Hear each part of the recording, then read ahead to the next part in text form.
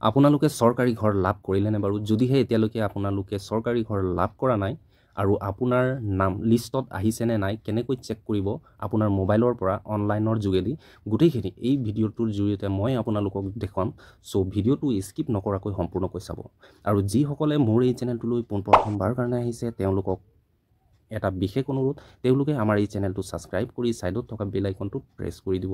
চ' friends, দেৰি নকৰি আজিৰ ভিডিঅ'টো আৰম্ভ কৰোঁ আহক।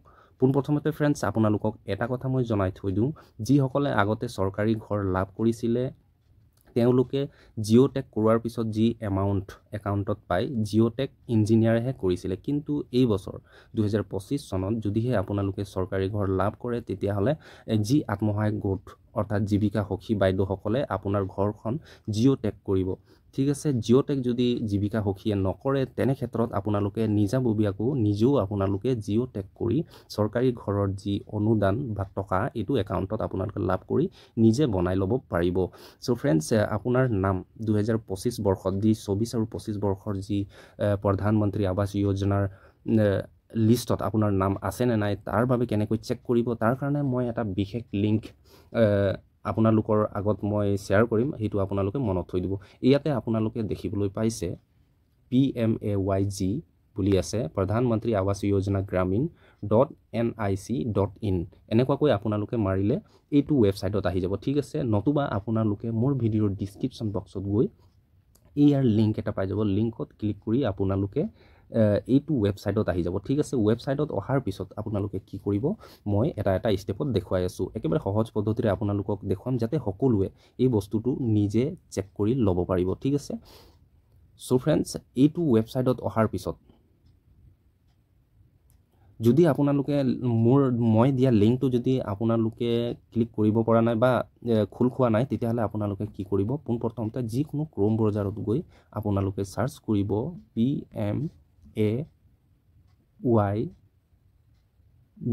এনেকুৱাকৈ চাৰ্চ কৰাৰ লগে লগে আপোনাৰ ওচৰত প্ৰথম এটা অপশ্যন আহি যাব। ইয়াতে দেখিবলৈ পাইছে এই যিটো অপশ্যন, এই অপশ্যনত আপোনালোকে ক্লিক কৰি দিব। ঠিক আছে, ক্লিক কৰাৰ লগে লগে ইয়াৰ যিটো অফিচিয়েল ৱেবছাইট এনেকুৱাকৈ খোল খাব। ঠিক আছে, খোল খোৱাৰ পিছত আপোনাৰ ওচৰত এনেকুৱাকৈ এটা পপ আপ অৰ্থাৎ নটিফিকেশ্যন আহি যাব। এই নটিফিকেশ্যনটো আপোনালোকে ক্ৰছ চিনত ক্লিক কৰি এইটো কাটি দিব। ঠিক আছে, কাটি দিয়াৰ পিছতে আপোনালোকে এনেকুৱাকৈ স্ক্ৰল কৰিব। স্ক্ৰল কৰাৰ পিছত আপোনালোকে বিচাৰিব আৱাজ ছফ্ট বুলি এনেকুৱাকৈ এটা লিংক পাব। লিংকত ক্লিক কৰাৰ পিছত আপোনালোকে ৰিপৰ্ট অপশ্যনত যাব। অপশ্যনত ক্লিক কৰাৰ পিছত আপোনাৰ ওচৰত প্ৰায় এনেকুৱাকৈ ডাছবৰ্ড এখন খোলা খাব। ডাছবৰ্ডখনত আপোনালোকে স্ক্ৰল কৰিব আৰু তললৈ যাব। তললৈ যোৱাৰ পিছত ছ'চিয়েল অডিট ৰিপৰ্ট বুলি কোৱা হৈছে, বেনিফিচিয়াৰী ডিটেইলছ ফৰ ভেৰিফিকেশ্যন এনেকুৱাকৈ দিয়া হৈছে। ঠিক আছে, তাৰপাছত আপোনালোকে ইয়াত চিলেক্ট ফিল্টাৰ অপশ্যনৰ তলতে আপোনালোকে দেখা পাইছে অল ষ্টেট হৈ আছে। এইটো আপোনাৰ ষ্টেটটো ৰাজ্যটো আপোনালোকে চিলেক্ট কৰিব। অসম মই চিলেক্ট কৰি ল'লোঁ। তাৰপাছত চিলেক্ট বুলি ছেকেণ্ড অপশ্যনত যিটো ওলাইছে তাৰপাছত আপোনালোকক ডিষ্ট্ৰিক্ট চিলেক্ট কৰিব লাগিব। ডিষ্ট্ৰিক্ট চিলেক্ট কৰিলোঁ। তাৰপাছত আকৌ তলত ক্লিক কৰিব। তলত ক্লিক কৰাৰ পিছত আপোনাৰ যিটো সমষ্টি সেইটো আপোনালোকে ক্লিক কৰি দিব। এনেকুৱাকৈ ক্লিক কৰি যাব। তাৰপাছত সমষ্টি চিলেক্ট হোৱাৰ পিছতে আপোনাৰ পঞ্চায়ত কোনটো পৰে সেই পঞ্চায়তটো আপোনালোকে ক্লিক কৰি দিব। ঠিক আছে, ক্লিক কৰাৰ পিছত আকৌ আপোনালোকে তলত ক্লিক কৰিব কোনটো বৰ্ষৰ বাবে আপোনালোকে এই আঁচনিৰ লিষ্টটো চাব বিচাৰিছে। আমি যিহেতুকে 24 আৰু 25 চনৰ নহয় জানো, তো 24 আৰু 25 অপশ্যনত আমি ক্লিক কৰিম। ক্লিক কৰাৰ পিছত কি কৰিব, আকৌ এবাৰ তলত চিলেক্ট কৰিবলৈ দিছে, ইয়াত চিলেক্ট কৰিব আৰু কোনটো আঁচনিৰ লিষ্ট বা ৰিপৰ্ট আপোনালোকে চাব বিচাৰিছে। যে আমি চাব বিচাৰিছোঁ কি প্ৰধানমন্ত্ৰী আৱাস যোজনা গ্ৰামীণ যিটো ওলাইছে, তাৰ কাৰণে আমি প্ৰথম অপশ্যনটো চিলেক্ট কৰি ল'ম। চিলেক্ট কৰি ল'লোঁ। তাৰপাছত কি কৰিব, ইয়াত দেখা পাইছে ফ্ৰেণ্ডছ, ইয়াতে আপোনালোকক দেখুৱাবলৈ চেষ্টা কৰিম 68 - 70 অৰ্থাৎ 70 - 68 যদি আমি মাইনাছ কৰোঁ কিমান হ'ব, সেই মাইনাছ কৰাৰ পিছত কিমান হয় এইটো ইয়াত বহুৱাই আপোনালোকে ছাবমিট অপশ্যনত ক্লিক কৰিব। ঠিক আছে, ইয়াতে 70 - 68 কৰিলে কিমান থাকিব, আমাৰ 2 থাকিব। যিহেতু 2 এণ্টাৰ কৰি তাৰপাছত আপোনালোকে এই ছাবমিট অপশ্যনত ক্লিক কৰি দিব।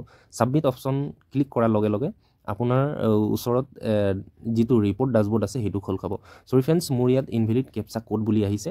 চ' মই ইয়াত কোডটো যিটো মাইনাছ কৰিবলৈ সেইটো ভুলকৈ মই ইয়াত এণ্টাৰ কৰিছোঁ। মই পুনৰবাৰ আকৌ ইয়াত এণ্টাৰ কৰিম।